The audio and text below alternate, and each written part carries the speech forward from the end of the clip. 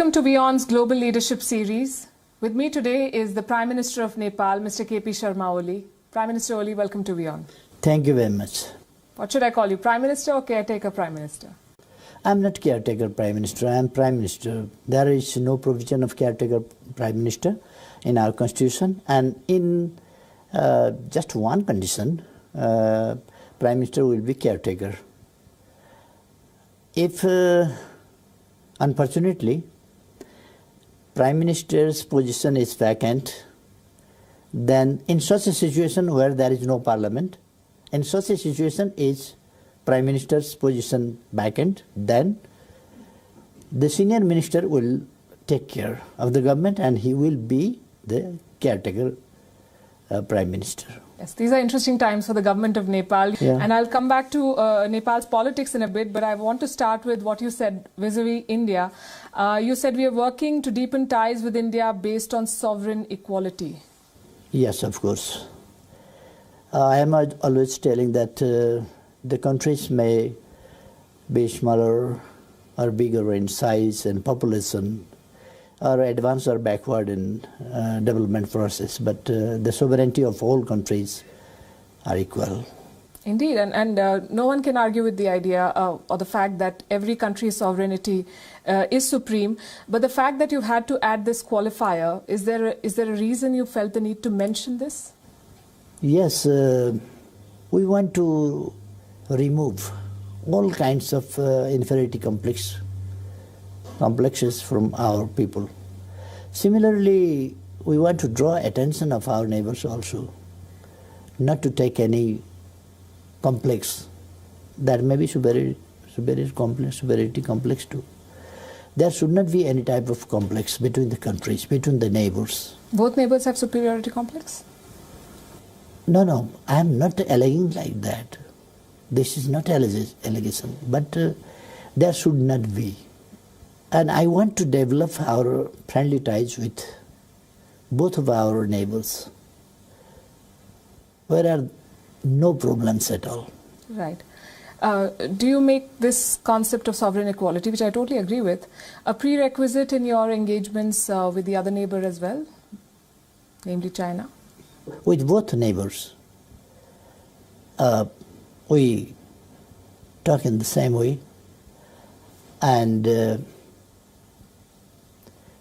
in today's world, where we are talking, I am talking with you, and it goes everywhere. And if I hide something, and if I talk something about anybody else, that they to listen, that will not hide. So, talking with you, or talking with him, or talking with anybody else in a same language, that works. Otherwise, cheating somebody, telling somebody something else, and with somebody else talking something otherwise, that doesn't work. You said Indian encroachment, the issue of Indian encroachment, and we will get them back, the areas that you said have been encroached by India, through diplomatic talks with India. But the map of Nepal was altered even while diplomatic talks, I understand, were on. So is there a rethink, or are we talking about other areas? We are talking about that very area of Limpiadhura, Lipulekh and Kalapani. And there is a little bit dispute in Susta also. In other places, if there are small disputes, that those disputes we can resolve. But basically now, there is a dispute in the area of Limpiadhura, Lipulekh and Kalapani. It is very clear, and it is reality and fact, that the area, Lipulekh, Limpiadhura and Kalapani, is the territory of Nepal, is very sacred part of Nepal. But Sugauli Sandhi confined us to the east of Mahakali River. We accepted that, That was the treaty accepted by both government, British India and us. And for 146 years,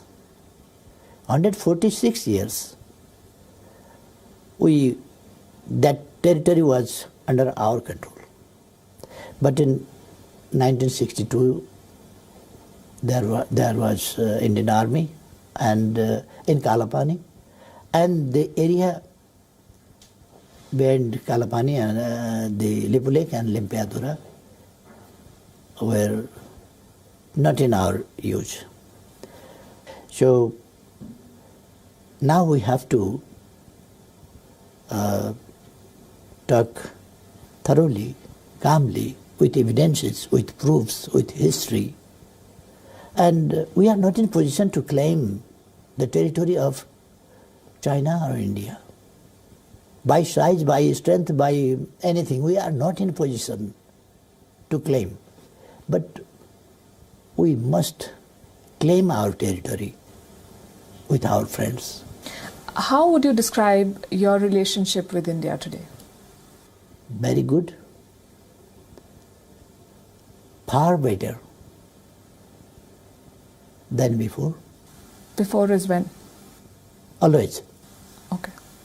At the time of British India, we had fight,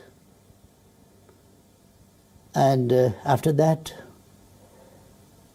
we are gradually developing our friendship, and now we are in the final stage of completing our ties to develop in a really new height or wider sense where there are no problems at all. And there shouldn't be any problem. Before there were so many problems.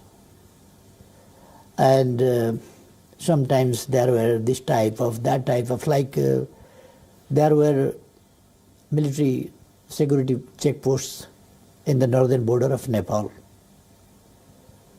for many years. Because Matrika Prasad Koirala, when he became Prime Minister, immediately he visited India and he signed the agreement to install 17 security checkposts in the northern border of Nepal, Indian checkposts. That was completely... Now there are Chinese checkposts. There is no chance for others.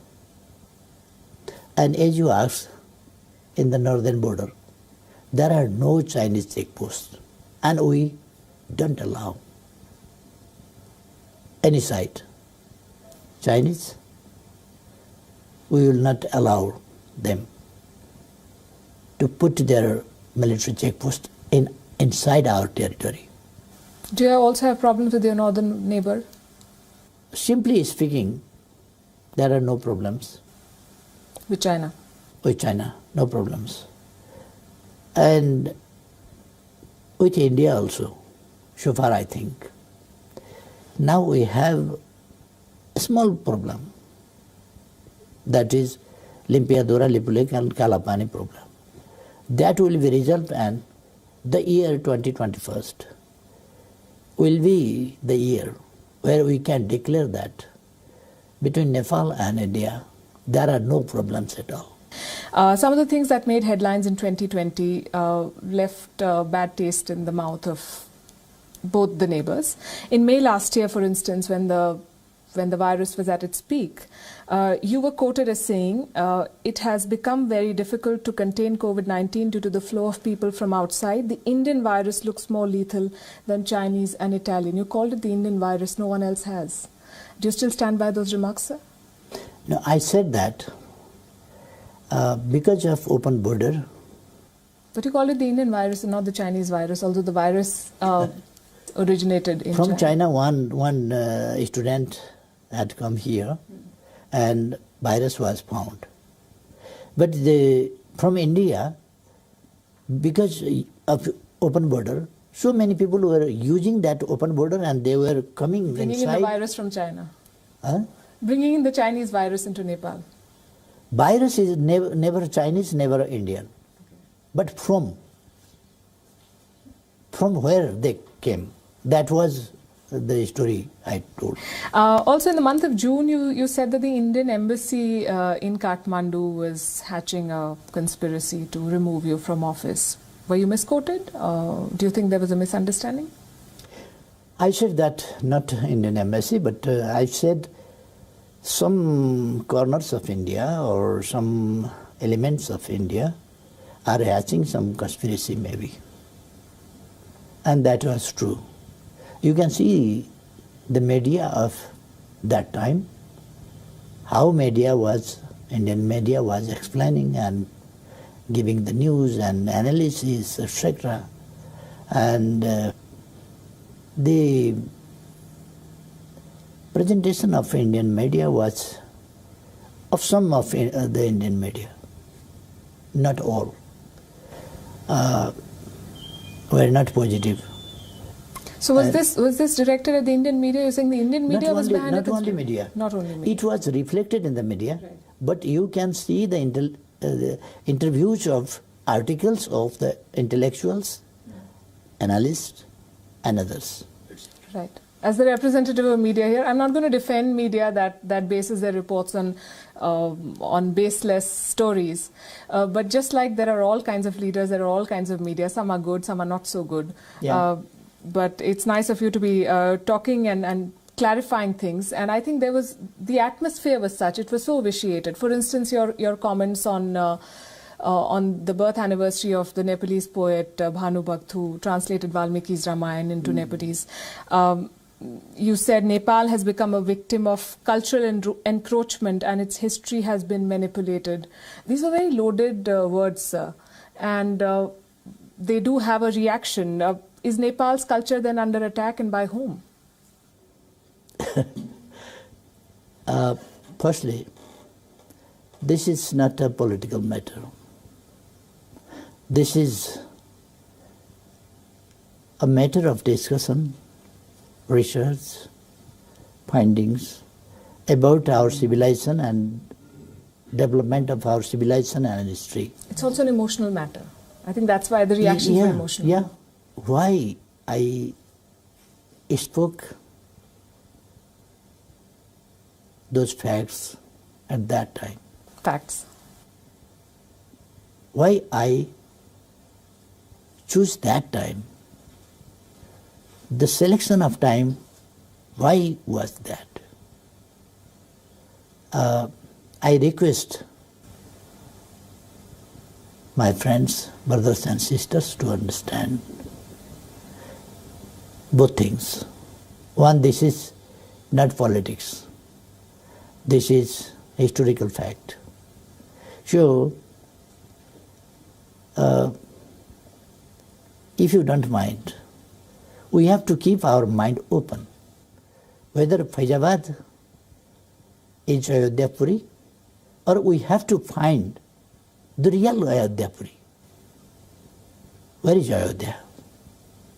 And there are so many books written by the Indian writers, authors, scholars. Among them, one is Kp Pakistan, which was awarded by Academy Prize from the government of India, which was led by Atal Bihari Vajpayee in 2000. I've not read Kitne Pakistan, but I've read Valmiki's Ramayana.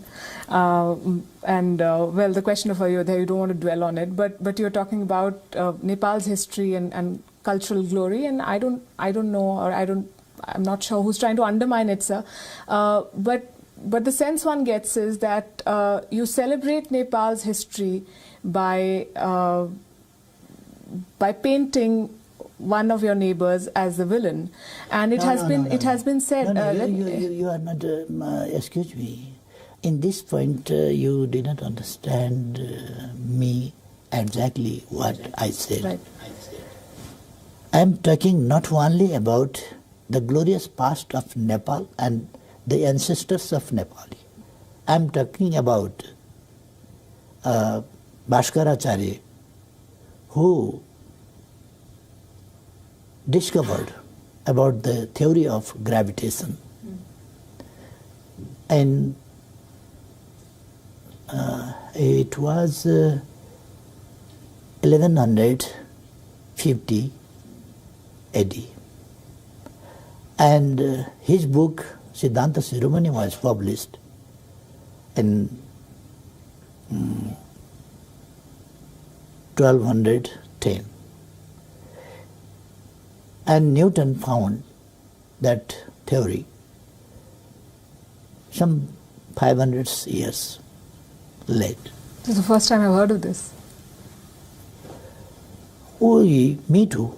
I studied in my course books when I was child that the theory of gravitation was found by Newton.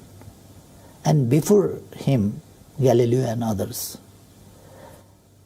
But that is not true. Let's talk about what's happening in Nepal, and as I said, very interesting political situation here. How do you describe right now your relationship with Pushp Kamal Dahal? Very good question. I'm glad you liked one.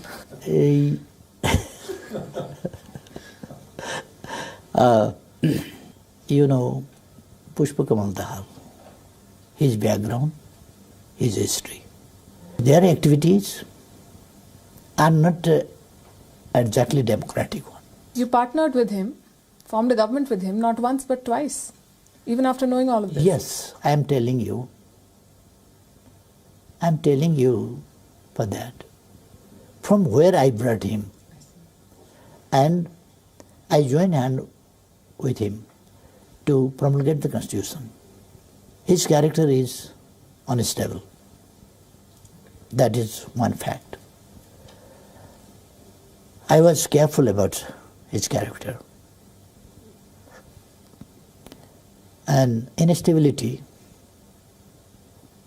would be the consequences of his character. When you took oath in 2018, Nepal had something, or your government had something that Nepal had not seen since the 1950s, a stable government with a two-thirds majority. And then you decided to dissolve the House. And your decision has been called a lot of things. I'm just quoting, these are not my words. Irresponsible, unconstitutional, undemocratic, a constitutional coup. This is how your critics have described your decision, so how do you describe yours? First of all, I want to ask you, what is the meaning of coup? How those people are describing the dissolution of the parliament as a coup d'etat. What kind of analysis is this? Do they understand, in fact, the meaning of coup? Or they just want to criticize the government and defend the government? But you are the member of the House of Representatives. Yeah. You've dissolved that House. Yeah. So you're not a member of the House anymore because the House doesn't stand according to you. Yeah. And yet you remain the Prime Minister. Yeah. And you also, after dissolving the House, expand your Council of Ministers. Yeah. Is that, does that add up? That is constitutional. Okay. There are different constitutions in the world. India has their own constitution. America, China, Pakistan, other countries have their own constitution. And we have our own constitution. Since the 1990s, Nepal has seen no government which has completed a 5-year term. That's almost 30 years. And now yeah, unfortunately this time also, I was hoping and I was trying my best to continue the government for 5 years term. But unfortunately, some people, ambitious people from my party, they create such a situation where they wanted to push the country towards instability. Is the Nepal Communist Party now a divided house, sir? Or are you going to contest the next election together as one single entity? I'm surprised with their different expressions and different activities. I am surprised because I called the Central Committee meeting, they were absent, and I found them in the street. They went to Election Commission, claiming that they are the real party. They never asked me, even a single time. So you will not contest the election with them? The party is divided? I have not declared that. Their position are still there in my party. My second chairman is Pushpakamal Dal, even now. Senior leaders are Jalnath Khanal and Madhav Nepal, And even now. Will you contest the election with them? It's not sure, because in Hindi there is a saying that... So there is a possibility, you are saying? If you're not sure, means it can happen? Yes, if they come... After everything? Even then, I can pardon them. The more interesting part is that Beijing apparently is very keen on keeping this party together. There have been reports that the Chinese representative in Kathmandu has held meetings between the warring factions of your party to hold them together, which is also unheard of, since we are talking about things that I've never heard of before. I have never heard of a diplomat trying to keep the government of another country together and openly holding meetings. Then we had a high-profile visit from Beijing. Gu Yezu, a vice minister of the International Department of the Chinese Communist Party, also visited Nepal right after your announcement to dissolve the House, and had a meeting with you also. We love our independence, we love our freedom, and we don't want to be instructed or guided by others, and we do not follow the instructions by others. We independently decide on our matters. This split, that unity, and today's split. Today's split is done by Mr. Pushpakamal Dahal and Madhav Kumar Nepal, etc. And that unity was done by me and Pushpakamal Dahal. So, we love our independence and freedom to decide on our internal affairs. And we don't want any type of interference from outside, from north or south. Remainings of such contradiction may exist even now. They have to resolve. And if we can be instrumental, we are ready for that. You're offering to resolve differences between India and China? Yeah, if we can be instrumental to support them, help them to resolve the problems, we are ready. Another point of contention, of course, has been Chinese investments in Nepal. As everywhere else in the world, there have been concerns that have been expressed, and I understand that as a developing country, or any developing country, needs money, needs infrastructure, and needs someone to steer those projects. But the so-called debt trap from China is a concern elsewhere. Do you share those concerns, sir? Some 2 years ago, when I was in USA, at that time also I was asked about debt trap.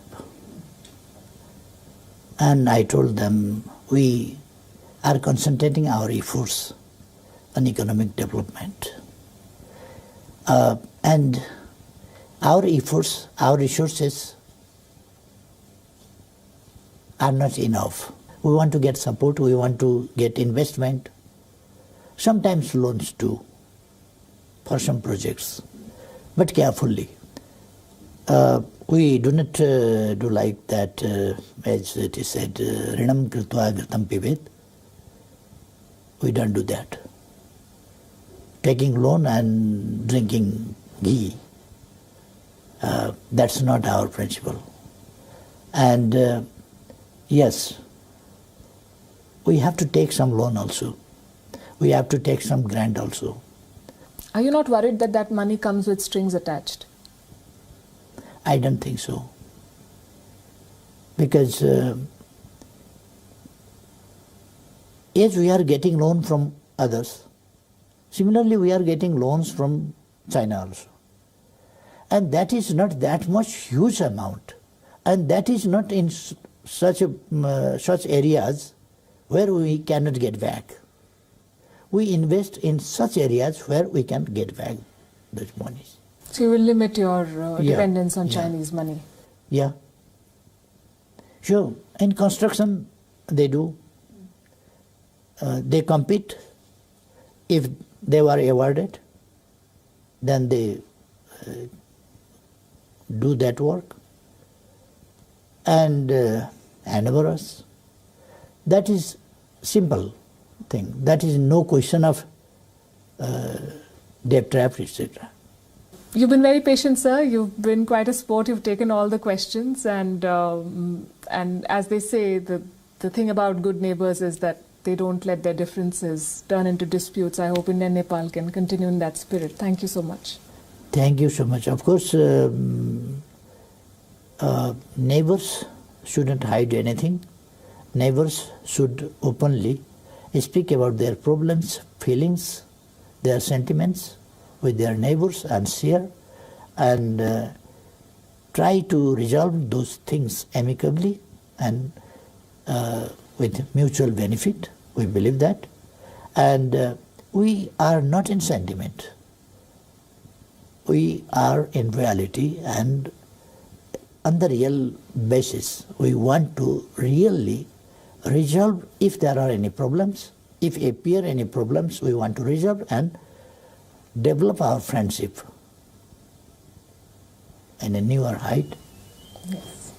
You said 2021 will be the year when India and Nepal will have no differences. I'll come and see you in 2022, and, Yes, of and we course. can revisit this conversation. I believe that 2021 will be the year where we can declare that there are no problems between our two countries, Nepal and India.